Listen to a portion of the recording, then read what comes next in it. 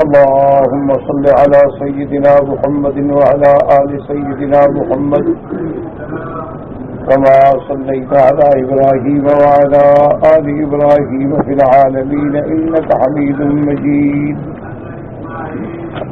أعوذ بالله من الشيطان الرجيم. بسم الله الرحمن الرحيم. ذلك ومن يعظم شعائر الله فإنها من تقوى القلوب. لكم فيها منافع إلى أجل مسمى ثم محلها إلى البيت العتيق. اللہ تبارک و تعالی نے کلام مقدس کی ان آیات مبارکہ میں حرمات اللہ اور شعائر اللہ کا ذکر فرمایا ہے.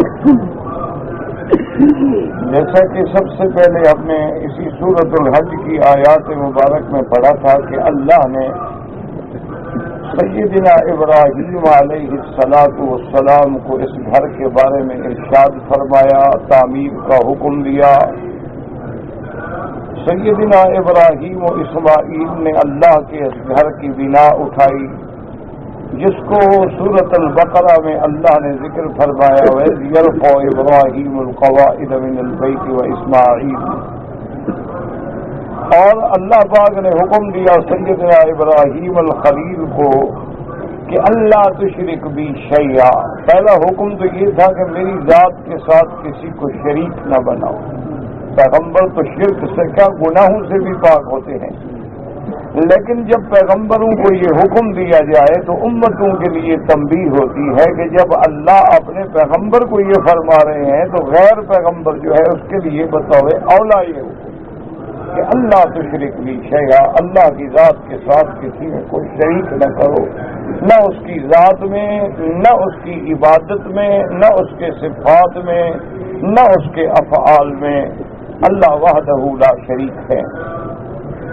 اور دوسرا حکم یہ دیا تھا وَطَهِّرْ بَيْتِيَ لِلطَّائِفِينَ وَالْقَائِمِينَ، اور میرے گھر کو طواف کرنے والوں کے لیے اور عبادت میں کھڑے ہونے والوں کے لیے، وَالرُّكَّعِ السُّجُودِ، رکوع اور سجود کرنے والوں کے لیے پاک کر دیں.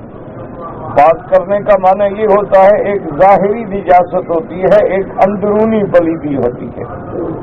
تو اندرونی پلیدی کیا ہے؟ جیسے شرک ہے، اور اس کے اسباب کیا ہیں؟ بت ہیں، اصنام ہیں، لات منات عزا حبل ہیں. اللہ نے حکم دیا کہ میرے گھر کو پاک کر دیں کہ یہاں شرک کے آثار بھی مٹا ڈالیں. اور طائفین کا ذکر اللہ نے پہلے فرمایا جس سے علماء نے استدلال کیا کہ عبادت نافلہ میں مکہ کے اندر سب سے افضل عبادت طواف ہے. یعنی فرض تو فرض ہے نا، وہ تو ہر جگہ ادا کرنا ہے، لیکن نفل عبادت میں چونکہ ہر عبادت پوری دنیا میں ہو سکتی ہے، آپ ہر جگہ نماز پڑھ سکتے ہیں، قرآن پڑھ سکتے ہیں، خیرات کر سکتے ہیں، نظر نیاز اعتکاف روزہ، لیکن طواف اللہ کے گھر کے سوا نہیں کر سکتے. اس لیے طواف جو ہے وہ افضل عبادت ہے. اس کے بعد پھر نماز پڑھنے والوں کا درجہ ہے. جب اللہ کا گھر بن گیا تو اللہ نے حکم دیا وَأَذِّنْ فِي النَّاسِ بِالْحَجِّ کہ ابراہیم علیہ السلام اب لوگوں کو خبر کرو کہ گھر بن گیا ہے اور لوگ جو ہے وہ اس گھر کے حج کے لیے آئے.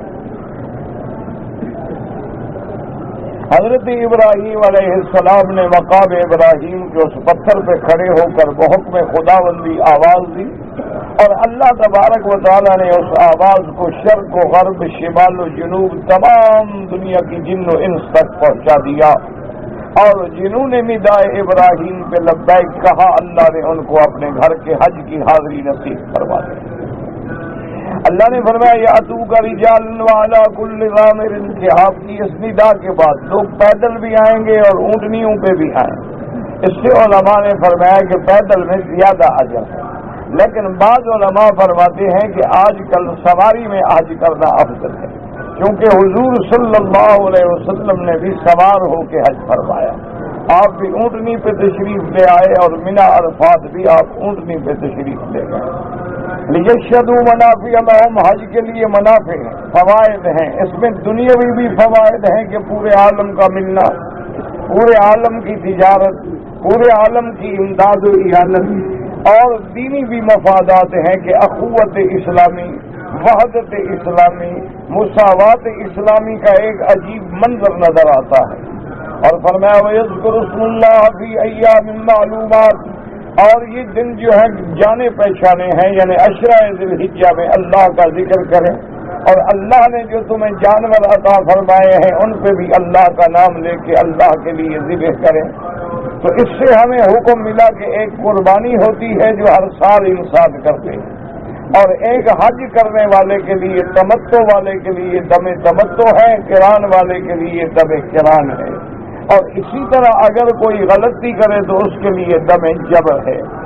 اور سب کا مقصد کیا ہے؟ دراصل اللہ کے حکم کی تعمیل ہے، وَيَذْكُرُ اسْمُ اللَّهِ فِي أَيَّامٍ مَّعْلُومَاتٍ عَلَىٰ مَا رَزَقَهُم مِّن بَهِيمَةِ الْأَنْعَامِ۔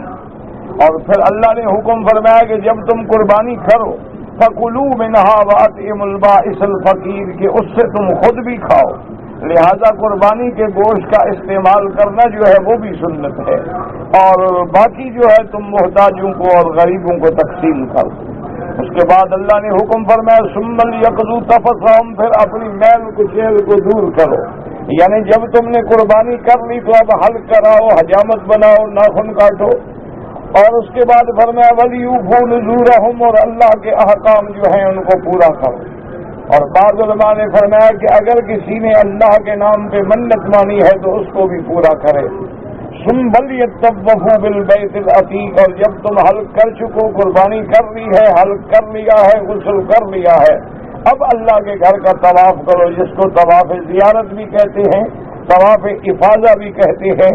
اسی لیے امام ابو حنیفہ رحمۃ اللہ علیہ کے نزدیک ان ارکان میں ترتیب واجب ہے کہ پہلے کنکری مارے، پھر قربانی کرے، اور اس کے بعد جو ہے وہ حلق کرے، اور اس کے بعد جو ہے طواف زیارت کرے۔ باقی ائمہ کے نزدیک ترتیب جو ہے افضل تو ہے لیکن واجب نہیں، یعنی اگر چھوٹ جائے تو دم نہیں آئے گی، لیکن امام ابو حنیفہ رحمۃ اللہ علیہ فرماتے ہیں کہ بغیر عذر کے اگر اس کو آمدن آگے پیچھے کرے تو دم آئے گی۔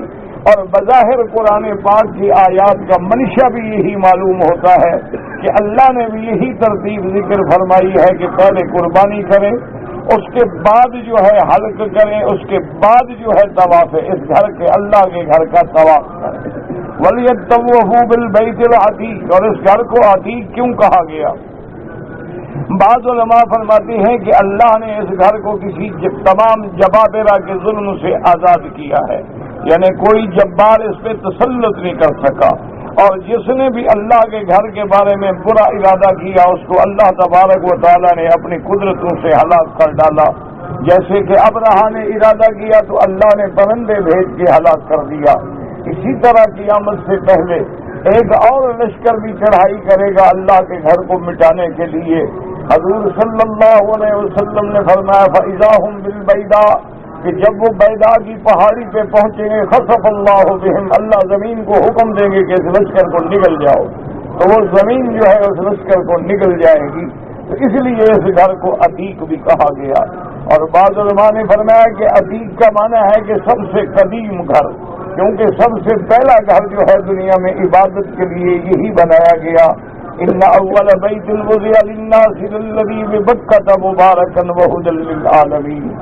ان آیات کے بعد اللہ نے حکم دیا ذالک ومن یعظم، یہ سن چکے، ومن یعظم حرمات اللہ فهو خیر له عند ربہ، کہ جو اللہ کی حرمات کی اپنے دل میں عظمت رکھے گا، اپنے دل میں بڑائی رکھے گا۔ حرمات سے کیا مراد ہے؟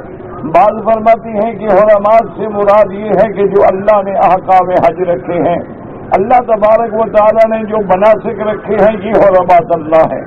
اور بعض علماء نے فرمایا کہ حرمات سے مراد یہ ہے کہ اللہ نے جن کو چیزوں کو حرام کر دیا ہے، جن چیزوں کو اللہ نے منع کر دیا ہے، تو ان سے بچنا جو ہے یہ ہے دل میں عظمت ہو اور گناہوں سے بچنا چاہتا ہو تو اللہ کے ہاں اس کے لیے بہت بڑا انعام ہے۔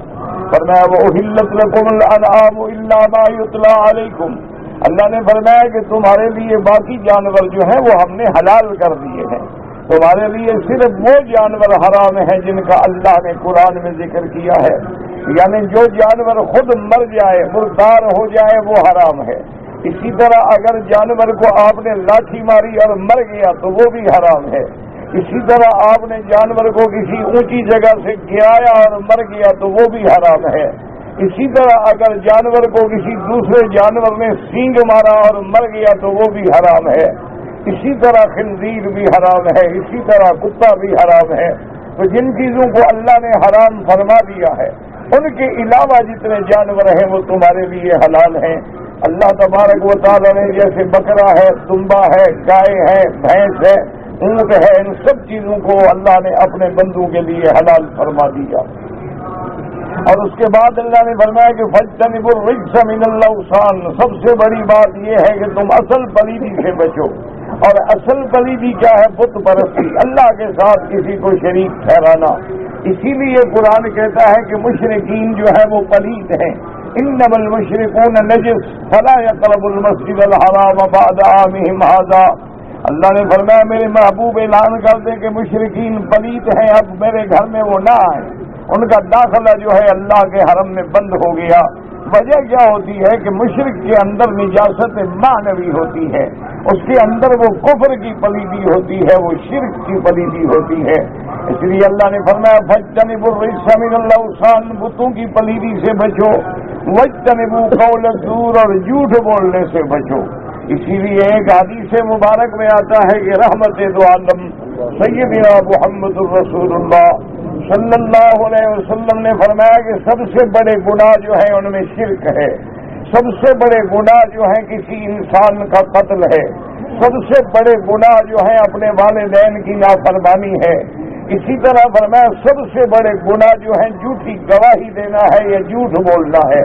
فرمایا یعنی یہ بھی بڑے گناہوں میں آتا ہے کہ انسان جھوٹی گواہی دے یا جھوٹ بولے یا عقیدے جھوٹے گھڑے اور عقائد کے اندر بھی جھوٹ ملائے یا اپنے معاملات میں بھی جھوٹ ملائے تو اللہ نے اس کو شرک کے ساتھ شمار کیا ہے، اور حضور صلی اللہ علیہ وسلم نے بھی اس کو شرک کے ساتھ شمار فرمایا۔ آپ نے فرمایا کہ سب سے بڑے گناہ جو بندے کو ہلاک کر دینے والے ہیں، فرمایا سب سے پہلا گناہ جو ہے وہ تو شرک ہے اللہ تبارک و تعالیٰ کی ذات کے ساتھ۔ اور اسی طرح حضور پاک نے بڑے گناہوں میں فرمایا قتل انسانی ہے کہ کسی انسان کو بغیر کسی جرم کے قتل کیا جائے تو ایک بندے کا قتل جو ہے گویا کہ ساری مخلوق کے قتل کے برابر ہے۔ اور اسی طرح حضور پاک نے فرمایا کہ کوئی آدمی اگر جھوٹی گواہی دیتا ہے تو یہ بھی بہت بڑے کبائر میں ہے، اور اگر اپنے والدین کی نافرمانی کرتا ہے تو یہ بھی بہت بڑے گناہوں میں ہے۔ اور اسی طرح فرمایا کہ زنا اور خاص طور پہ اپنے ہمسائے کی عورت سے زنا کرنا جو ہے وہ بھی ہلاک کر دینے والے گناہوں میں ہے۔ اور اسی طرح آیا ہے کسی پاک باز عورت پہ گناہ کی تہمت لگانا، یہ بھی ہلاک کر دینے والے گناہوں میں ہے۔ اور اسی طرح حضور پاک صلی اللہ علیہ وآلہ آلہ واصحابہ وسلم تسلیما کثیرا کثیرا نے فرمایا کہ جہاد والے دن پیٹھ موڑ کے بھاگ جانا جو ہے وہ بھی کبیرہ گناہوں میں سے ہے۔ تو اللہ تبارک و تعالیٰ نے حکم دیا کہ میرے محبوب اپنی امت کو سمجھائیں کہ وہ ان گناہوں سے بچیں۔ حنفاء للہ غیر مشرکین بہ، حنیفہ کا معنی ہوتا ہے ساری دنیا سے رخ موڑ کے اللہ سے جوڑنے والا۔ جیسے اللہ نے فرمایا ما کان ابراہیم یہودیا ولا نصرانیا ولکن کان حنیفا مسلما وما کان من المشرکین۔ اللہ نے فرمایا حنفاء للہ، سب سے رخ موڑ کے اللہ کی طرف آ جاؤ، غیر مشرکین بھی، اللہ کی ذات کے ساتھ کبھی شریک نہ بناؤ، اللہ کی ذات میں بھی شریک نہ کرو، اللہ کے صفات میں بھی شریک نہ کرو، اللہ تبارک و تعالیٰ کے کسی چیز میں کسی ذرے کو، کسی پیغمبر کو، کسی ولی کو بھی شریک نہ کرو۔ اور شرک ایسی بلا ہے، فرمایا وَمَن يُشْرِكْ بِاللَّهِ فَكَأَنَّمَا خَرَّ مِنَ السَّمَاءِ، کہ جس نے اللہ کے ساتھ شرک کیا وہ ایسے ہے جیسے آسمانوں سے گرا ہو۔ جب اتنی بلندی سے گرے گا تو کیا بچے گا؟ مانا وہ اتنا بڑے گناہ میں پڑ گیا ہے، جیسے دوسری جگہ قرآن کہتے ہیں فَقَدْ ضَلَّ ضَلَالًا بَعِيدًا، وہ بہت دور کی گمراہی میں جا پڑا۔ اور اسی طرح قرآن تیسری آیت میں فرماتا ہے فقد افترى علی اللہ اسما عظیما، جس نے شرک کیا اس نے اللہ پہ بہت بڑا بہتان باندھا ہے کہ اللہ وحدہ لا شریک ہے اور اللہ کے شریک بناتا ہے، اللہ کی ذات میں شریک بناتا ہے، اللہ کے صفات میں شریک بناتا ہے۔ یہاں فرمایا ومن یشرک باللہ، پر جو شخص اللہ کے ساتھ شرک کرے اس کی مثال ایسے فکأنما خر من السماء، جیسے کہ وہ آسمانوں سے گر پڑا، وتخطفه الطیر، اس کو اب پرندے اچک کے لے جائیں، او تهوی به الريح في مكان صحیح، یا ہوائیں اس کو لے کے کسی غار میں جا کے پھینک دیں، یعنی اب اس کی ہلاکت اور بچنے کی کوئی امید نہیں ہے۔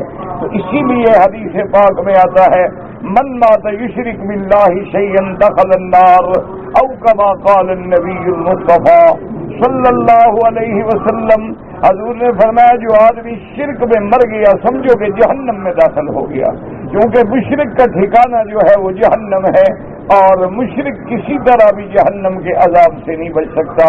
اور اس کے بعد اللہ نے حکم دیا آج کے سبق میں جو ہم نے پڑھا، فرمایا ذالک ومن یعظم شعائر اللہ،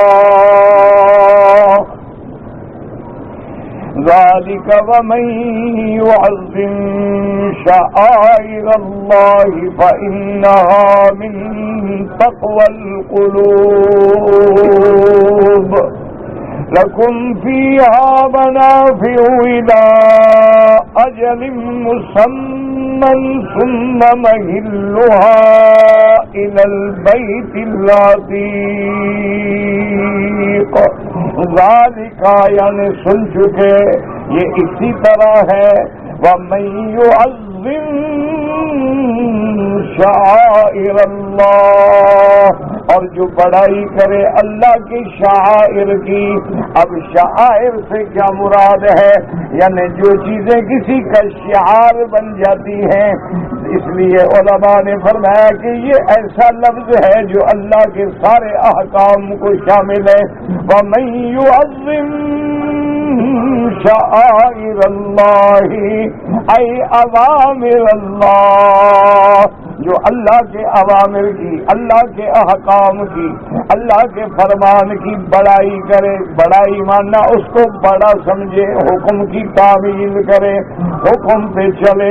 اور بعد میں فرمایا شعائر اللہ سے وہ چیزیں ہیں جن کی نسبت اللہ کی طرف کر دی گئی، جیسے کہ اللہ کا کعبہ ہے، اور جیسے آتا ہے ان الصفا والمروۃ من شعائر اللہ، اسی طرح صفا ہے، مروہ ہے، اسی طرح مشاعر مقدسہ ہے، منا ہے، عرفات ہے، مزدلفہ ہے۔ ورنہ یہ چیزیں کیا ہیں؟ ایک میدان ہے، پہاڑوں کے درمیان میں وادیاں ہیں، لیکن جب اللہ کی طرف ان کی نسبت ہو گئی تو اللہ نے ان کو اونچا کر دیا۔ اب ان کی بڑائی کرنے کا کیا ماننا؟ اللہ نے اب حکم دیا کہ میرے گھر کا طواف کرو، تو طواف کرنا بھی اللہ کے شاعر کی بڑائی ہے۔ اللہ نے حکم دیا کہ مقام ابراہیم کے پیچھے نماز پڑھو، تو یہ بھی اللہ کے حکم کی تعمیل ہے۔ اللہ نے حکم دیا کہ صفا مروہ دوڑو، تو یہ بھی تعمیل ہے۔ اللہ نے حکم دیا کہ منا میں جائیں، مزدلفہ میں جائیں، قربانی کریں، یہ سب اللہ کے اوامر کی تعمیل ہے۔ اور اللہ نے فرمایا ذالک من تقوى القلوب، اللہ کے اوامر کی تعظیم وہ کرتے ہیں جن کے دلوں کے اندر اللہ کا ڈر ہے۔ اصل چیز یہ ہے کہ دل میں تقوی پیدا ہو جائے۔ تقوی کا کیا معنی؟ تقوی معنی تقوی کا مادہ ہے اتقاء سے۔ علماء نے فرمایا کہ پہلا تقوی تو یہ ہے الاتقاء من الشرک، کہ وہ شرک سے بچے۔ اس کے بعد اتقاء کیا ہے کہ وہ گناہوں سے بچے، وہ حرام سے بچے، وہ محرمات سے بچے، جن چیزوں سے اللہ نے منع کیا ہے ان سے بچ جائے۔ اس کے بعد علماء فرماتے ہیں پھر ان کے اونچے درجے ہیں کہ وہ صغائر سے بھی بچ جائے، وہ بڑے گناہوں سے بھی بچ جائے، जाए, छोटे गुनाहों से भी बच जाए, और फिर उसके बाद भी ऊंचे दर्जे हैं कि वो अपनी ज़बान को अल्लाह के जिक्र में मशगूल रखे, अल्लाह तबारक व तआला के कुरान की तिलावत में, अल्लाह के जिक्र में, ताकि इतना मौका भी न मिले कि किसी गलत चीज का उसकी ज़बान पे जिक्र आए। और ये कब होगा? जब दिल के अंदर डर पैदा होगा। ज़ाहिरी डर कुछ नहीं होता, ज़ाहिरी झुकना कुछ नहीं होता, ज़ाहिरी ताज़ीम करना कुछ नहीं होता, जब तक दिल के अंदर अल्लाह का डर पैदा न हो जाए। यही वजह है उलमा ने लिखा कि जब मैदान महशर होगा, सारी मखलूक परेशान होके दौड़ती होगी और सैयदना आदम के पास आएंगे, फशफअ लना इंद रब्बिक, कि आदम हमारी शफाअत करें, सिफारिश करें कि आज का दिन हमारे लिए बड़ा सख्त दिन है। अल्लाह को सिफारिश करें कि हमारे मुकदमे की सिमात शुरू हो जाए। तो आदम अलैहिस्सलाम क्या कहेंगे? नफ्सी नफ्सी नफ्सी खशीत वाला नफ्सी, मुझे तो अपना डर है। हालांकि अल्लाह तो बख्श चुके हैं, अल्लाह ने आदम को माफ कर दिया, अल्लाह ने तौबा कबूल फरमा ली, अल्लाह ने खुद कलमात सिखाए, अल्लाह ने हजरत आदम को तौबा की कबूलियत की खबर भी दे दी, लेकिन दिल में अजमत है, अल्लाह की जलाल का डर है, इसलिए कहेंगे नफ्सी नफ्सी नफ्सी। तो जिनके दिलों में अजमत होती है वो इबादत करके भी डरते हैं कि हाय कोई कमी न रह गई हो। नमाज तो मैंने पढ़ी है लेकिन अल्लाह जाने मेरी नमाज सही है कि गलत है, तवाफ तो मैंने किया है लेकिन अल्लाह जाने मेरा तवाफ ठीक है कि गलत है। इसलिए जब इब्राहीम ने अल्लाह का काबा बनाया फिर भी दुआएं की, रब्बना तक़ब्बल मिन्ना इन्नका अंतस समीउल अलीम, कि या अल्लाह हमने तेरा घर बना दिया है अब कबूल फरमा ले। अल्लाह के हुक्म है, तामीर हो गई है, कबूल ही है, लेकिन फिर भी पैगंबर मानते हैं। इसलिए उलमा फरमाते हैं कि जो औलिया अल्लाह हैं, जो अल्लाह के मुकर्रबीन हैं, जो इबादिल्लाहि सालिहीन हैं, वो इबादत करके भी डरते हैं, और जो गाफिलीन हैं, मुनकिरीन हैं, फासिकीन हैं, फाजिरीन हैं, वो अल्लाह की नाफरमानी करके भी नहीं डरते। ये फर्क होता है कि अल्लाह वाले जो हैं वो तो इबादत के बाद भी रोते हैं, खुदा जाने मेरी नमाज कैसे हुई, क्या मेरी नमाज में खशू कामिल था कि नहीं था, मेरी नमाज में खुजू था कि नहीं था, मेरी नमाज में तवज्जो कामिल थी कि नहीं थी, मेरी नमाज में मेरा दिल और मेरा दिमाग जो है वो अल्लाह की तरफ मुतवज्जे था कि नहीं था। वो कुरान पढ़ते हैं, कहते हो सकता है कि मैंने गलती की हो सकता है मैंने किरात में गलती की हो सकता है मैंने कुरान की आयत तो पढ़ी लेकिन उस पे अमल न किया हो। यही वजह थी कि सहाबा, ताबईन, तबा ताबईन, मुहद्दिसीन, बड़े बड़े औलिया अल्लाह का कुरान पढ़ते थे तो एक एक आयत पे रो रो के बेहोश हो जाते थे। जैसे कि हदीस में आता है, काम रसूलुल्लाह सल्लल्लाहु अलैहि वसल्लम भी आयतिन, मेरे महबूब एक आयत पे सारी रात खड़े रहे, सारी रात आपने क़ियाम में भी यही आयत पढ़ी, सारी रात इबादत फरमाई और एक आयत पढ़ी, इन तुअज़्ज़िबहुम फ़इन्नहुम इबादुक, मेरा अल्लाह अगर तू अजाब दे तो तेरे बंदे हैं, कौन रोक सकता है, वइन तग़फिर लहुम फ़इन्नका अंतल अज़ीज़ुल हकीम, और अगर अल्लाह तू माफ फरमा दे, इनके गुनाहों को बख्श दे तो तू गालिब भी है और हिकमत वाला भी है, तेरे आगे बख्शने में कोई कमजोरी नहीं है, कोई किसी किस्म का तेरी शान में कमी नहीं है। इसलिए सिफत आई अल अजीज अल हकीम। सारी रात हुजूर यही आयत पढ़ते रहे, एक आयत पे हुजूर रोते रहे और ये आयत पढ़ते रहे। इसी तरह हजरत उमर रज़ी अल्लाह तआला अन्हु के बारे में आता है, कुरान शरीफ पढ़ रहे थे, जब आयत अज़ाब आई हजरत उमर बेहोश होके गिर गए और कई दिन अपनी चारपाई से भी न उठ सके, क्योंकि वो अल्लाह के कुरान में फिक्र करते थे। हम तो कुरान पढ़ते हैं, पता नहीं क्या पढ़ा है क्या सुना है, हमें तो ये भी नहीं पता है कि इमाम साहब ने क्या उनसी आयत पढ़ी है, क्या सूरत पढ़ी है, क्या तर्जुमा है और कुरान क्या कहता है। قرآن ہمیں کیسے دعوت دیتا ہے؟ اس لیے فرمایا کہ اصل بات یہ ہے کہ دل کے اندر ڈرو. لکم فیہا منافع الی اجل مسمی. اللہ نے فرمایا یہ جو جانور ہم نے تمہارے لیے پیدا کیے ہیں ان سب سے تم فائدہ اٹھا سکتے ہو، نفع اٹھا سکتے ہو، کھا بھی سکتے ہو، سواری بار برداری کے کام میں بھی لگا سکتے ہو، لیکن کب تک؟ ایک وقت مقرر تک. اور جب ان جانوروں کو تم اللہ کے نام پہ مخصوص کر دو، اب فیصلہ کر لو کہ یہ جانور قربانی کا جانور ہے، یہ جانور جو ہے دم کران ہے، یہ جانور جو ہے ہدی ہے، یہ جانور جو ہے دم تمتع ہے اور میں نے حج پہ جا کے ذبح کرنا ہے. اللہ نے فرمایا اب تم نفع نہیں اٹھا سکتے. ثم مہلها الى البيت العتيق. اور پھر ان جانوروں کا مقام کیا ہے کہ اللہ کے گھر میں پہنچا کے اللہ کے نام پہ ذبح کریں.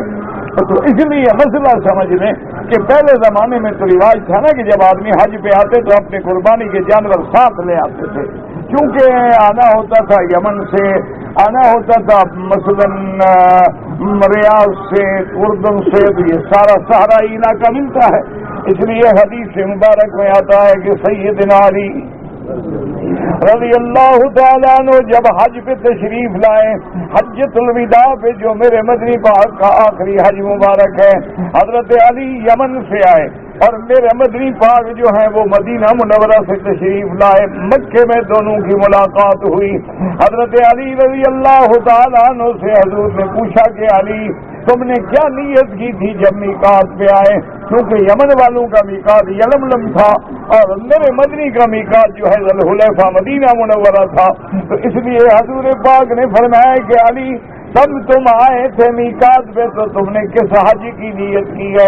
حضرت علی رضی اللہ تعالیٰ عنہ نے عرض کیا کہ یا رسول اللہ صلی اللہ علیہ وسلم میں جب میقات پہ آیا مجھے علم نہیں تھا، میں نے وہاں یہ نیت کی کہ یا اللہ جو تیرے نبی کی نیت ہے وہ علی کی نیت ہے رضی اللہ تعالیٰ عنہ وارضاہ کہ یا رسول اللہ میں نے تو یہ نیت کر لی تھی کہ دل میں جو حضور کی نیت ہوگی وہ میری نیت ہوگی. حضور پاک نے فرمایا کہ میں نے قران کیا ہے، یعنی میں نے حج اور عمرے کو ملایا ہے اور میں سائق الہدی ہوں، میں قربانی کے جانور بھی لایا ہوں. تم نے نیت تو کی ہے، کیا تم قربانی کے جانور لائے ہو؟ حضرت علی نے عرض کیا یا رسول اللہ میں یمن سے اپنے قربانی کے جانور بھی لایا ہوں اور آپ کے لیے بھی لے کے آیا ہوں تاکہ حضور کے لیے بھی جانور لے جاؤں صلی اللہ علیہ وآلہ آلہ وصحبہ وسلم تسلیما کثیرا کثیرا. تو اسی حج میں میرے آقا نے 100 اونٹ ذبح فرمایا ہے. یہ ضروری نہیں ہوتا کہ آدمی ایک بکری ذبح کرے، اللہ نے توفیق دی ہے تو 100 کر دو. حضور صلی اللہ علیہ وسلم نے 100 بکری نہیں 100 اونٹ ذبح فرمایا اور 63 اونٹ میرے پاک نبی نے اپنے ہاتھ سے ذبح فرمائے ہیں اور باقی کے لیے حضرت علی کو وکیل بنایا رضی اللہ تعالیٰ عنہ کو کہ آپ ذبح فرما دیں. آگے آ جائیں بھائی، آگے آ جائیں، آگے آ جائیں. طواف کو تکلیف ہے آپ کریں، طواف والوں کا حق مقدم ہوتا ہے. اگر کبھی فرض نماز آپ کو مطاف میں پڑھنے کا موقع ملے تو نماز کے فوراً بعد پیچھے ہٹ جائیں تاکہ طواف والوں کا راستہ نہ روکا جائے. طواف والوں کو اللہ نے سب سے زیادہ فوقیت دی ہے، بلکہ ایک حدیث مبارک میں آتا ہے کہ 120 رحمتیں اللہ اس گھر پہ اتارتے ہیں، جن میں 60 رحمتیں جو ہیں وہ صرف طواف کرنے والوں کے حصے میں آتی ہیں اور 40 جو ہیں وہ نماز پڑھنے والوں کے حصے میں آتی ہیں اور 20 رحمتیں جو ہیں صرف اللہ کے کعبے پہ نظر ڈال کے دیکھنے والوں کے حصے میں آتی ہیں. تو اب مسئلہ سمجھیں کہ اگر آپ نے حج کی بکری کی تیاری کر لی ہے تو پہلے رواج ہوتا تھا کہ ان کے گلے میں ہار ڈال دیتے تھے، کلادہ ڈال دیتے تھے تاکہ اگر گم ہو جائے تو لوگوں کو پتہ چلے بھی یہ تو قربانی کی بکری ہے، یہ حج کی بکری ہے. وہ اس کو تعرض نہ کریں. اب اونٹ ہیں مثلاً تو اب آپ سواری نہیں کر سکتے, ان پہ سامان کی بار برداری نہیں کر سکتے, کیونکہ اب آپ نے اس کو اللہ کے لیے ذبح کرنے کی نیت کر لی. ہاں فقہا نے یہ لکھا ہے کہ اگر کوئی آدمی مجبور ہے, اگر مثلاً وہ سفر میں چلتے چلتے مجبور ہو گیا, اس کی اپنی سواری گم ہو گئی, صرف وہی اونٹ بچا ہے جو اس نے نیت کی تھی اللہ کے راستے میں ذبح کرنے کی, تو اب مجبوراً وہ اس سے فائدہ اٹھا سکتا ہے, مجبوراً اس کو سواری کے لیے استعمال کر سکتا ہے, ورنہ اس کو استعمال کرنے کی اجازت نہیں. اور دوسرا مسئلہ یہ ہوا کہ ثم مہلوہا الی البیت العتیق, حج کی بکری جو ہے چاہے قران کی ہو چاہے تمتع کی ہو, دم شکر ہو یا دم قران ہو یا دم جبر ہو, وہ اللہ کے کعبے کے بغیر حرم کے بغیر کسی جگہ ذبح نہیں ہو سکتی. یہاں لفظ تو ہے بیت العتیق کا, لیکن مراد سارا حرم ہے.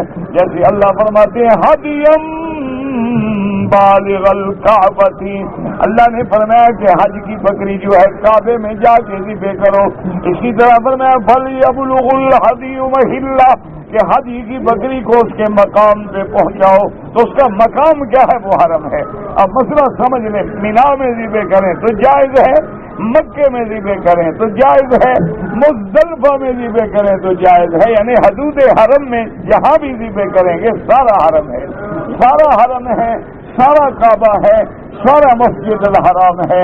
افضل یہ ہے کہ آدمی مینا میں ذبح کرے, کیونکہ میرے پاک نبی نے رحمت دو عالم سیدنا محمد رسول اللہ صلی اللہ علیہ وسلم نے اپنے جانور جو ہے مینا میں ذبح فرمائے تھے. لیکن آج حالات بدل گئے ہیں. اس زمانے میں 1 لاکھ آدمی حج پہ آیا, آج 30-40 لاکھ آدمی حج پہ ہے. چاہے انتظامات بڑھ گئے, آدمی ہدی کا جانور مکے میں آگے ذبح کر دے, حرم میں آگے ذبح کر دے تو وہ بھی جائز ہوگا, حرم کے علاوہ ذبح نہیں کر سکتا. اسی طرح سمجھنے کے ایک دم احسار ہے. احسار کا کیا معنی ہے کہ تم حج پہ آ رہے تھے اور تمہیں روک دیا گیا. مثلاً تم نے احرام باندھ لیا لیکن پاسپورٹ میں غلطی نکل آئی, روک دیا گیا. تم نے احرام باندھ لیا لیکن دشمن نے روک دیا. تم نے احرام باندھ لیا لیکن راستے کے اندر سیلاب آ گیا, سیل آ گئی, اب آپ گزر ہی نہیں سکتے ہیں. تو وہ یہ مسئلہ نہیں ہے کہ چاہو بس چادریں اتار کے پھینک دو. مسئلہ یہ ہے کہ دم احسار پہلے ایک بکری جو ہے وہ ذبح ہو. اب اس کے لیے مسئلہ امام ابو حنیفہ رحمۃ اللہ علیہ فرماتے ہیں کہ وہ بکری بھی حرم میں ذبح ہو. کیا مانا؟ مثلا کراچی میں آپ رک گئے, وہ فرماتے ہیں احرام میں رہ جاؤ, وہاں سے آدمی ٹیلی فون کرے کسی دوست کو اور اس کو کہے کہ جا کے حرم میں میری بکری ذبح کرو.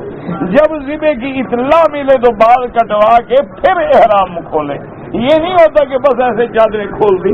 جیسے کہ حضور صلی اللہ علیہ وسلم جب عمرے کے لیے تشریف لائے اور آپ کو مشرکین مکہ نے روک دیا اور اس کے بعد صلح حدیبیہ ہو گئی, اب حضور نے حکم دیا صحابہ کو کہ جن کے پاس جانور ہیں جانور ذبح کرو اور سر مڈاؤ, سر مڈا کے احرام کھول دو. تو صحابہ چپ کر کے بیٹھے رہے. حدیث مبارک میں آتا ہے حضور نے دوبارہ حکم دیا, صحابہ بیٹھے رہے. حضور پاک نے تیسری دفعہ حکم دیا, صحابہ چپ کر کے بیٹھے رہے. حضور بڑے جلال میں آئے اور آپ اپنے خیمے میں تشریف لے گئے, اپنی بی بی ام سلمہ رضی اللہ تعالی عنہا کے خیمے میں, اور فرمایا کہ ام سلمہ آج عجیب بات ہے کہ میں حکم دے رہا ہوں اور صحابہ میری تعمیل نہیں کر رہے. تو بیوی بھی تو نبی کی بیوی تھی نا, امہات المومنین تھی رضی اللہ تعالیٰ عنہ. بیوی نے کہا کہ یا رسول اللہ اصل بات یہ نہیں ہے, اصل بات یہ ہے کہ صحابہ کے دل میں امید ہے کہ شاید جبریل آ جائے کہ چلو مکے میں عمرہ کرو, تو وہ اس شوق میں بیٹھے ہوئے ہیں. لیکن اگر یہ فیصلہ ہو گیا ہے تو آپ پہلے اپنی قربانی کریں, اپنا سر منڈائیں, دیکھیں پھر صحابہ کیا کرتے ہیں. تو حضور پاک نے آگے اپنے جانور ذبح فرمائے اور سر پہ اس طرح بہت صحابہ دوڑ پڑے, بھی اب امید ختم ہو گئی, اب عمرہ نہیں ہو سکتا. جب حضور نے احرام کھول دیا ہے تو ہم نے بھی سب نے واپس جانا.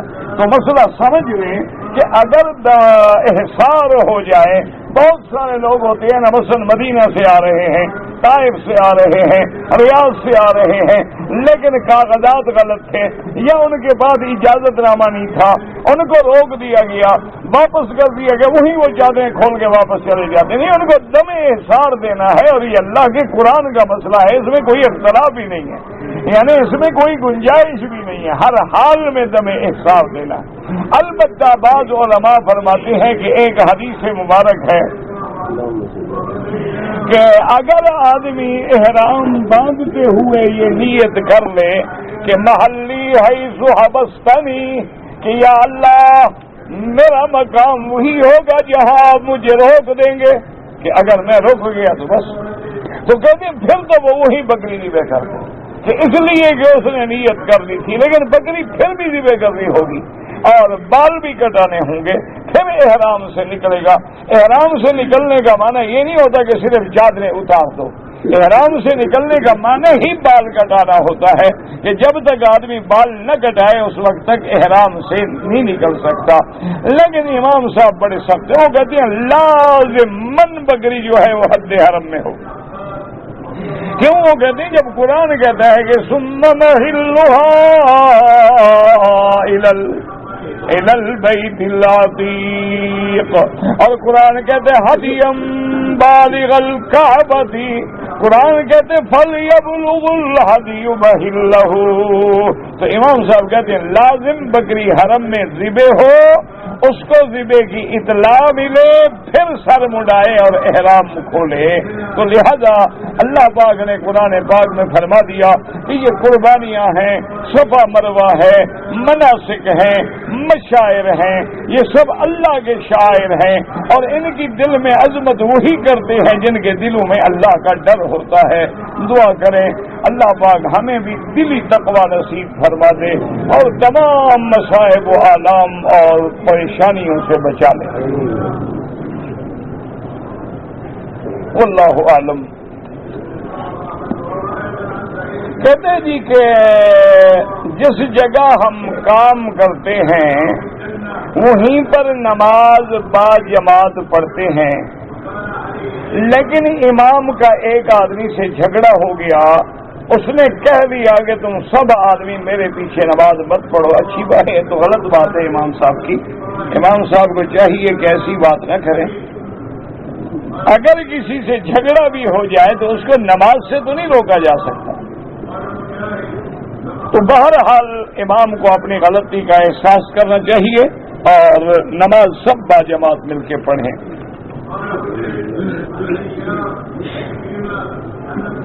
کہتے کہ عورتیں بھی دین کی تبلیغ کر سکتی ہیں. بالکل کر سکتی ہیں. کبھی آپ نے یہ مسئلہ تو نہیں پوچھا کہ عورتیں فلم دیکھ سکتی ہیں؟ نہیں، ساتھ یہ بھی پوچھنا تھا نا کہ کیا عورتیں نکر پہن کے دوڑ سکتی ہیں؟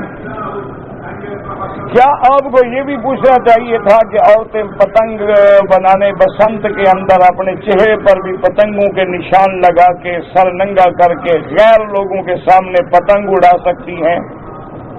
آپ نے یہ نہیں پوچھا ہے کہ وہ سمندر کے کنارے بیچ پہ جا کے برسک واک کر سکتی ہیں؟ آپ نے کبھی یہ بھی نہیں پوچھا ہے کہ وہ ماڈل بن کے فیشن شو میں کیٹ واک کر سکتی ہیں؟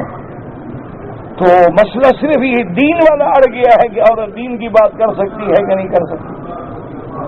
خدا کا خوف کرو. باقی یہ بات جو ہے یاد رکھو کہ جب بھی عورت اگر جائے تو محرم ساتھ، جب بھی عورت دین کی بات کرے تو عورتوں میں کرے. اگر عورت دین کی بات مردوں کو کرے تو درمیان میں پردہ ہو. جیسے کہ صحابہ بیبیوں کے دروازے پہ جاتے تھے، اما عائشہ، بی بی حفصہ، ام سلمہ رضی اللہ عنہن، اور دین کے مسئلے پوچھتے تھے تو درمیان میں پردہ ہوتا تھا اور پوچھتے تھے کہ اما جان یہ مسئلہ کیسے ہے، یہ مسئلہ کیسے ہے، یہ مسئلہ کیسے ہے. اگر اسی طرح وہ آدمی محرم ہوتا تھا تو براہ راست جا کے پوچھتا تھا. جیسے حضرت عمر نے کبھی مسئلہ پوچھا تو اپنی بیٹی بی بی حفصہ سے جا کے پوچھ لیا. اسی طرح عبداللہ ابن زبیر نے کبھی مسئلہ پوچھا تو خود بی بی عائشہ کے پاس جا کے پوچھ لیا.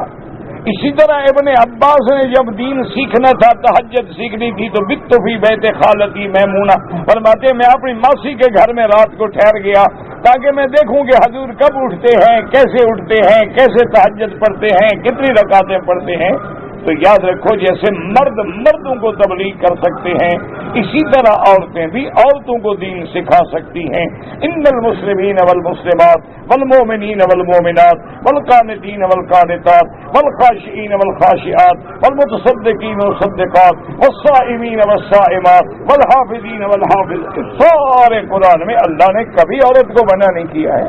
ہاں بعض احکام ہے کہ جیسے عورت امام مسجد نہیں بن سکتی، جیسے اللہ تبارک و تعالی نے حکم دیا ہے کہ عورت صف اول میں نماز نہیں پڑھ سکتی، جیسے اللہ نے حکم دیا ہے کہ عورت بغیر محرم کے سفر نہیں کر سکتی، جیسے اللہ نے حکم دیا ہے کہ عورت بغیر محرم کے اور فیشن کے لباس کے اندر گھر سے باہر نہیں نکل سکتی، ان احکام کی اگر پابندی ہے، خاوند ساتھ ہیں اور عورتوں کی جماعت ہے، محرم ساتھ ہیں، محرم بیٹھ جاتے ہیں، عورتیں عورتوں کو جا کے دین سکھاتی ہیں، تو یہ تو بہت اچھی بات ہے۔ عورتوں کو آخر دین کون سکھائے گا؟ اگر تم نے تو کبھی اپنی بیوی، دیکھو نا اب ہم سارے حرم میں کھڑے ہیں، اللہ کا کعبہ ہے، بغیر کسی ناراضگی کے ایمان سے کہیں آپ نے اپنی بیوی سے کبھی دعائے قنوت سنی ہے؟ کبھی بیوی سے پوچھا ہے کہ تم وطر جو پڑھتی ہو، وطروں میں دعائے قنوت ہوتی ہے، آپ کو آتی ہے؟ نہیں، اللہ کے کعبے، چلو اور نہ بتاؤ، یہ مولوی بتا دیں، مولویوں نے کبھی پوچھا ہے بیوی سے؟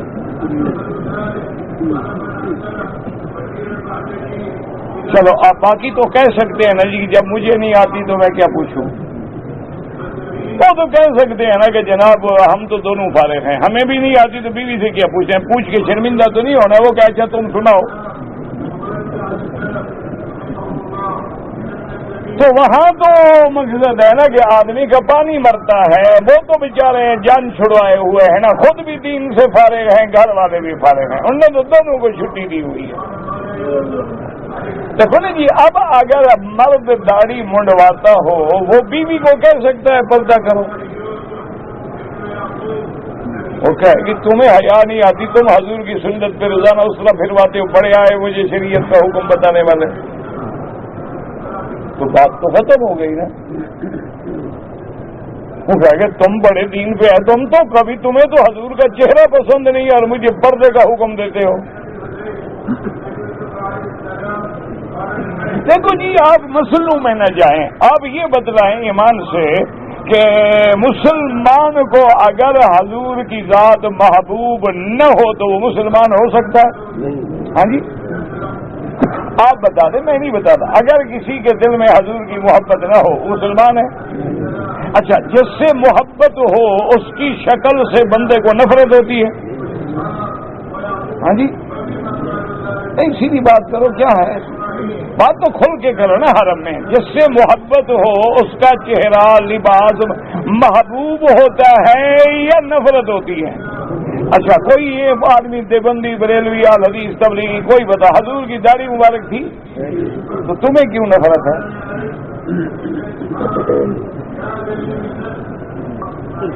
اگر حضور محبوب ہیں تو پھر حضور کا حلیہ بھی محبوب، حضور کی شکل بھی محبوب، حضور کی داڑھی مبارک بھی محبوب، حضور کا مسواک کرنا بھی محبوب، حضور صلی اللہ علیہ وسلم کا کنگھی دینا بھی محبوب، حضور کا سرما پہننا بھی محبوب، حضور صلی اللہ علیہ وسلم کے عادات بھی محبوب، اقوال بھی محبوب، افعال بھی محبوب، اعمال بھی محبوب، بلکہ حضور کا شہر بھی محبوب، وہ باغ کی کھجوریں بھی محبوب، وہ پہاڑ بھی محبوب، وہ زمین کا ذرہ بھی محبوب جہاں میرے مدنی کا قدم آیا ہو۔ ایمان سے کہو یہ بات ہے کہ نہیں؟ تو پھر داڑھی منڈانے میں آخر آپ کو کیا مزہ آتا ہے؟ اور دوسری بات، آپ اللہ کے کعبے میں چھوڑ دیں، مولوی مکی تو 2 ٹکے کا بندہ بھی نہیں ہے، آپ خود پڑھے لکھے ہیں ماشاءاللہ، سمجھدار ہیں، اور وہ آپ تو کمپیوٹر کے زمانے میں پیدا ہوئے ہیں، ہم تو پہلے پیدا ہوئے، آپ تو ترقی یافتہ دور کی پیداوار ہے نا۔ تو آپ مہربانی کر کے مجھے بتائیں کہ جب میدان حشر ہوگا، انبیاء، صحابہ، تابعین، تبع تابعین، محدثین، ائمہ فقہاء، ائمہ قراء، اولیاء اللہ، ان سب کی داڑھی ہوگی یا نہیں ہوگی؟ سیدھی بات کرو اللہ کے گھر میں. ہاں جی، اچھا وہ تو ہوں گے ایک طرف، اور داڑھی منڈے کس کے ساتھ ہوں گے؟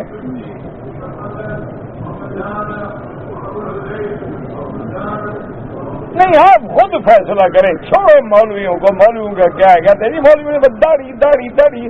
کوئی دین داڑھی میں رکھا ہوا ہے حضرت؟ دین داڑھی میں نہیں رکھا ہوا ہے، داڑھی دین میں رکھی ہوئی ہے. ایک بات ہمیشہ یاد رکھیں، اگر ایک سپاہی کو اپنی وردی کا حیا ہے، ایک افسر کو اپنی وردی کا حیا ہے، تو ایک محمدی کو حضور کی محبت کے دعوے کرنے والے کو محمد مصطفیٰ کی شکل کا اور حلیے کا بھی حیا نہ ہو. باقی تمہاری مرضی ہے، تم جانو. یہ نہ کہنا قیامت میں کہ ہمیں کسی مولوی نے بتلایا نہیں تھا. باقی تم بہادر لوگ ہو، تمہیں کس سے ڈر ہے؟ تمہیں نہ خدا کا ڈر ہے نہ کسی کا خوف ہے. جو مرضی ہے کرو، لیکن یہ نہیں کہہ سکو گے قیامت میں انشاءاللہ. کہتے ہیں جی کہ ہمارے 2 بچے ہیں، حافظ بن گئے ہیں، عالم بن رہے ہیں، لیکن بڑے بچے کا دل پڑھائی میں نہیں لگتا. بھائی آخر شیطان بھی تو زور لگاتا ہے نا. تم زور لگا رہے ہو تو شیطان نے بھی تو زور لگانا ہے نا. تم جتنا بچوں کے دین کے لیے زور لگاؤ گے تو شیطان بھی تو بے دینی کے لیے زور لگائے گا. بہرحال بچوں پہ سختی نہ کریں قطعا، اور سختی سے اولادیں باغی ہو جاتی ہیں، وہ پھر پڑھتے ہی نہیں ہیں. آپ پیار سے محبت سے سمجھائیں اور کسی ایسے مدرسے میں ڈالیں جہاں ان کی تربیت کی جائے، ان کی اصلاح کی جائے، اور سائیکولوجیکل طور پہ، نفسیاتی طور پہ استاد ان کے دل میں پڑھنے کی عظمت بٹھائے. انشاءاللہ نتیجہ اچھا نکلے گا. اور ویسے جو ہے اللہ کے 2 نام ہیں، یا حفیظ یا علیم.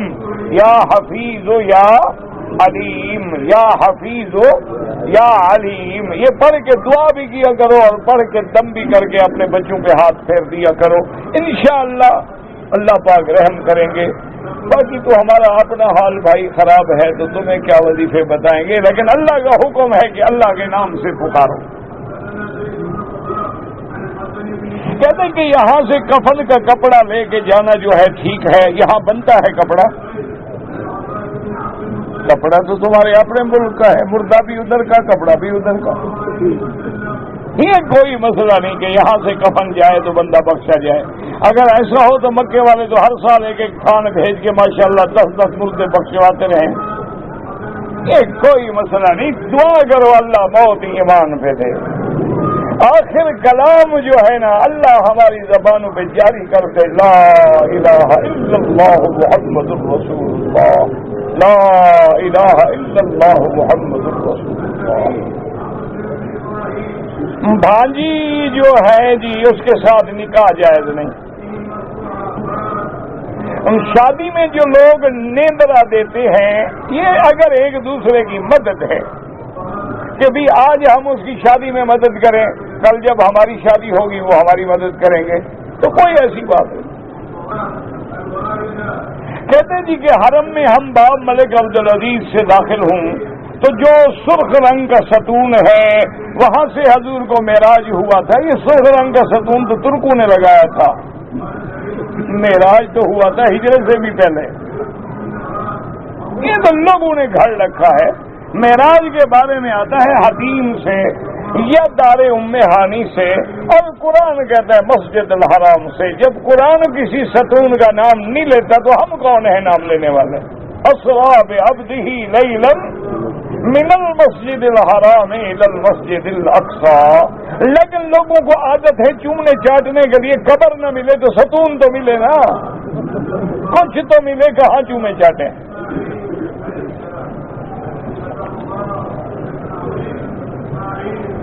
کہتے ہیں جی کہ میں نے عصر کے بعد طواف کیا اور اس کے بعد میں جدہ چلا گیا. میں نے جدے میں جانے کے بعد 2 رکعت طواف پڑھی, کوئی حرج نہیں. حضرت عمر بھی مکے سے چلے گئے تھے, مدینے کے راستے میں پڑھی. کون ہے لڑکا کسی لڑکوں کو بگا دے, ایک آدمی, سارے نہ دوڑ پڑے. زکوٰۃ کے مال سے ہم کتابیں خرید کر کے نہیں, آپ زکوٰۃ مستحق کو دے دیں, وہ جانے, اس کا کام جانے, کتابیں خریدے نہ خریدے. نماز اوابین جو ہے, دیکھیں ہمیشہ یاد رکھیں, من تطوع خیرن, جو آدمی نفل عبادت کرے گا خیر ہی خیر ہے. پھر حوالے ڈھونڈنے کی کیا ضرورت ہے؟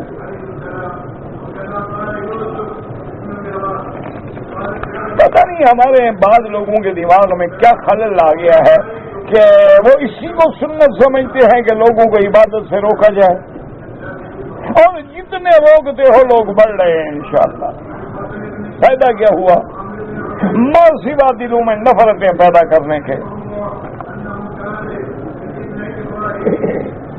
کہتے جی کہ اگر ایک آدمی حالت جنابت میں ہے اور فجر کی نماز کھڑی ہو رہی ہو, اگر وہ غسل کرے تو نماز جانے کا اندیشہ ہے, وضو کر لے, نہیں نماز نہیں ہوگی جب تک غسل نہ کرے. اور پھر جب نماز کھڑی ہوتی ہے تو سورج نکلنے میں تو ابھی 1.5 گھنٹہ باقی ہے, تمہیں کیا تکلیف ہے, آرام سے غسل کر کے نماز پڑھ لو. کہتے جی کہ فرض نماز کے امام بننے کے لیے آدمی بالغ ہو اور اس کے بعد وہ امام بن سکتا ہے.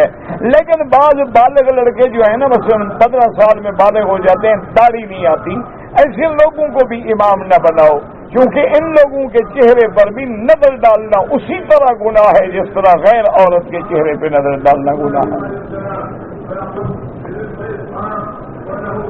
کہتے ہیں ایک لڑکے نے ایک عورت کا دودھ پیا ہے, جس لڑکی کے ساتھ اس نے دودھ پیا ہے وہ تو لڑکی اس کی بہن ہے, حرام ہے, لیکن اس عورت کے باقی لڑکے لڑکیاں جنہوں نے پہلے دودھ پیا بڑے ہو گئے, یاد رکھیں جس سے دودھ پیا وہ اس کی کیا بن گئی, اس کی جتنی اولاد ہے وہ اس کی بھائی بہن ہے. یہ ضروری نہیں کہ صرف دودھ پینے والی ہو, یہ تو کوئی مسئلہ نہیں. جس کا آپ نے دودھ پیا ہے وہ آپ کی ماں ہے, اب اس کی اولاد پہلے سے ہے, بعد میں ہے, بڑی ہے, چھوٹی ہے, سب آپ کے بھائی بہن ہیں. قرض دار حج پڑھ سکتا ہے, بالکل پڑھ سکتا ہے, ورنہ تو آپ کے تو جتنے بڑے بڑے صنعت کار ہیں, ملانر ہیں, انڈسٹری, سارے قرض دار ہیں, سب نے قرضے دینے ہوتے ہیں بیچاروں نے. یہ کہاں لکھا ہوا ہے کہ قرض دار حج نہیں پڑھ سکتا ہے؟ یہ لوگ مسئلے گھڑتے ہیں. ہاں اگر مثلا آپ کے پاس 1 لاکھ روپے ہے, 1 لاکھ قرضہ دینا تو پہلے قرضہ ادا کر دو, جب پیسے نہیں رہے آپ پہ حج فرض ہے ہی نہیں.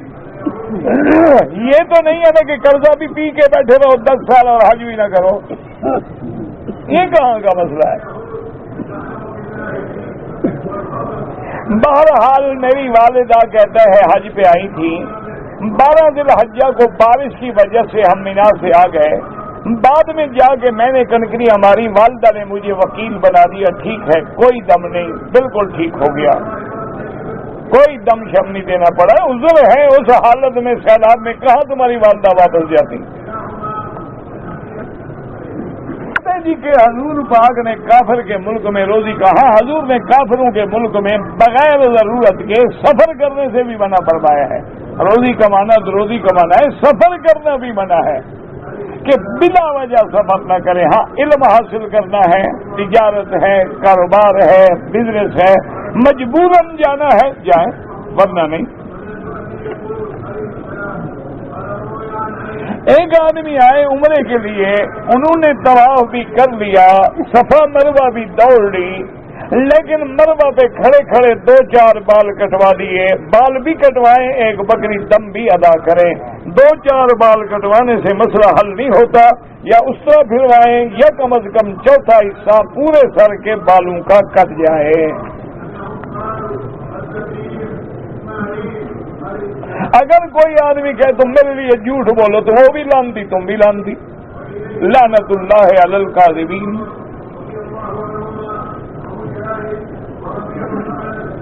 اگر ہم آئے تھے نوکری کرنے کے لیے لیکن احرام نہیں باندھا، مکے میں آ گئے، امام ابو حنیفہ رحمۃ اللہ علیہ کے نزدیک عمرہ بھی کرو، ایک دم بھی ادا کرو۔ باقی ائمہ فرماتے ہیں کہ نیت تمہاری نوکری تھی، حج اور عمرہ نہیں تھی، تو اس لیے دم نہیں پڑے گی۔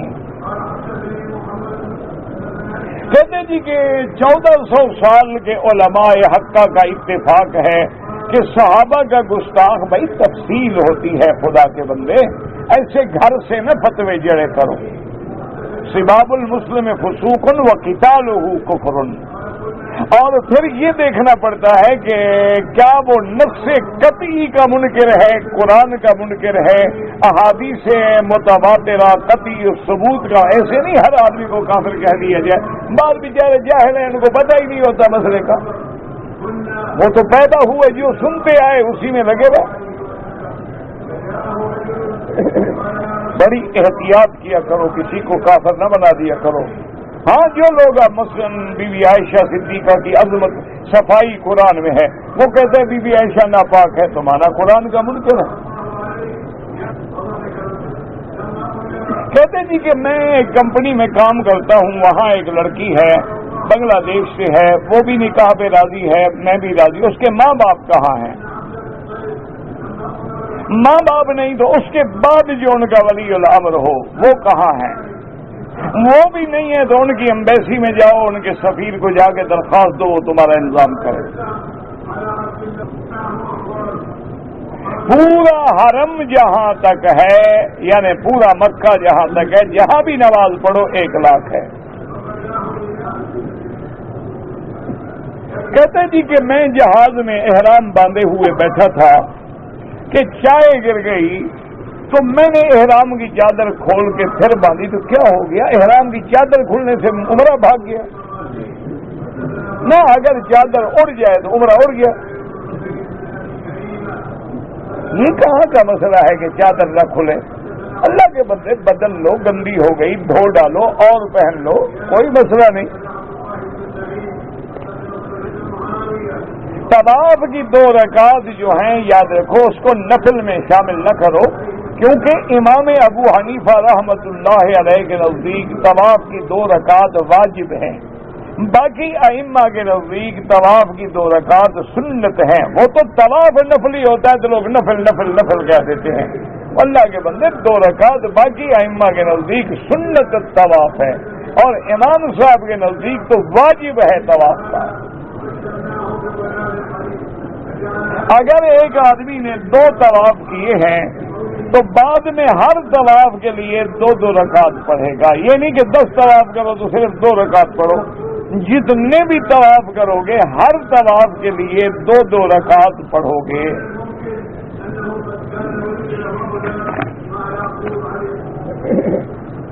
آئے اور آپ نے احرام باندھا اور فلائٹ لیٹ ہو گئی اور آپ نے احرام کھول دیا، ابھی میں نے بتایا دم پڑ گئی، فلائٹ لیٹ ہو گئی، 1 دن نہیں آئے گی، دوسرے دن آئے گی، تو احرام پہنے ہوئے کیا تکلیف تھی آپ کو؟ کہتے ہیں جی کہ میں نے کمپنی میں ملازم ہوں، جب پہلا عمرہ کیا تو میں نے حلق کرایا تھا، لیکن اس کے بعد جب بھی میں عمرے کرتا رہا تو 2 بال کاٹتا رہا۔ غلط بات ہے، لیکن چونکہ غلطی ایک قسم کی ہے تو لہذا دم ایک پڑے گی۔ وہ تو صرف امام شافعی رحمت اللہ علیہ کے نزدیک بھی گنجائش ہے، وہ کہتے ہیں اگر کسی نے 2-3 بال کاٹے تو دم نہیں پڑے گی، وہ یہ نہیں کہتے ایسا کرو، ورنہ سب کے نزدیک افضل کیا ہے سر پہ اس طرح پھروائے یا پورے سر کے بال کٹوائے اور چوتھا حصہ بالوں کا کٹ جائے۔ بہرحال آپ نے غلطی کی ہے، ایک دم ادا کر دیں۔ بال کٹوانے سے پہلے میں نے احرام کھول دیا، اچھا کھول دیا، پھر کتنی دیر کپڑے پہن لیے یہ دیکھنا پڑے گا۔ اگر سارا دن کپڑے پہنے گزر گیا اور بعد میں تم نے بال کٹائے تو دم پڑ گئی، اور اگر 1 گھنٹے 2 گھنٹے میں خیال آیا میں نے بال نہیں کٹائے تو آپ نے کپڑے اتار کے پھر احرام کی چادریں باندھ کے بال مڈا لیے تو کوئی دم نہیں۔ کہتے جی حضور پاک کے دور میں مسجد کے مینار تھے، یہ تو اعلان کے لیے ہے، علامت بنائی جاتی تھی، ایسے تو نہ پیسے تھے نہ ایسے مینار بنتے تھے۔ اس وقت تو مسجد بنانا مشکل تھا، حضور کے زمانے میں جو مسجد تھی اس کی چھت جو ہے وہ چھڑیاں ڈالی ہوئی تھی، تو مینار کیسے بناتے؟ مینار جو ہے ایک علامت ہے کہ دور سے لوگوں کو نظر آئے کہ یہ اللہ کا گھر ہے۔ کچھ لوگ ہمارے یہاں رواج ہے کہ جب اذان ہوتی ہے تو اس سے پہلے الصلاۃ والسلام علیک یا رسول اللہ پڑھتے ہیں، یہ بدعت ہے۔ اگر یہ دین ہوتا اور سنت ہوتی تو سب سے پہلے عاشق بلال رضی اللہ عنہ پڑھتے ہیں۔ کہتے ہیں جی کہ صف میں اگر جگہ چھوڑیں تو ہاں شیطان گھستا ہے، شیطان کے لیے تو جہاں جگہ چھوڑو گے، دل میں چھوڑو تو گھستا ہے، صفوں میں چھوڑو تو گھستا ہے، دوستوں میں بھی چھوڑو تو گھستا ہے، شیطان تو انتظار میں کھڑا ہے نا۔ تو اس لیے حکم ہے کہ قریب قریب کھڑے ہوں۔ یہ معنی نہیں ہوتا کہ ایک دوسرے کے اوپر چڑھ جاؤ، معنی یہ ہے کہ ملے ہوئے ہوں۔ اگر ایک آدمی پاکستان سے عمرے کے لیے اب آتا ہے، احرام جدے سے باندھتا ہے تو دم پڑ گیا۔ اگر ایک آدمی آتا ہے اور سیدھا مدینہ منورہ جاتا ہے پھر مدینے سے احرام باندھتا ہے وہ ٹھیک ہے۔ احرام باندھنے کے بعد جوتا ایسا ہو جس میں ٹخنے بھی ظاہر ہوں، اور امام ابو حنیفہ فرماتے ہیں اوپر والی ہڈی بھی ظاہر ہو۔ اگر کوئی آدمی مکے میں آیا اور اس نے عمرہ کر لیا، بعد میں کچھ دن ٹھہرنے کے بعد اس نے مسجد عائشہ سے بھی عمرہ کیا، تو امام ابو حنیفہ اور امام شافعی رحمۃ اللہ علیہ نزدیک جائز ہے، لیکن افضل یہ ہے کہ زیادہ وقت جو ہے اپنا طواف میں گزاریں۔